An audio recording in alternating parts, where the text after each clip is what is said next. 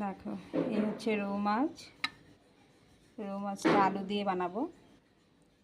রৌ মাছের জন্য দেখো এখানে আমি সুন্দর করে আলু, টমেটো, পেঁয়াজ, পাতলা ঝোল করবো আজকে জিরে বাটা দিয়ে। তারপর আছে মাছের ডিম, মাছের ডিমের বড়া, এই হচ্ছে মাছের তেল, বেগুন দিয়ে চচ্চড়ি হবে। তারপরে দেখো মশলাটাও রেডি করে নিয়েছি। এখানে দেখো খুব সুন্দর সুন্দর বড় বড় চিংড়ি মাছ। তো চিংড়ি মাছ রান্না হবে। তারপর এগুলো তো অনেকে ফেলে দেয়, আর অনেকে বড়াও খায়, অনেকে বাটাও খায়। তো তোমরা খাও কি না এটা অবশ্যই কমেন্টে জানিও। আর দেখো এখানে চাল কুমড়ো। তো চাল কুমড়ো আজকে এগুলো আমাদের দুপুরের মেনুতে হবে।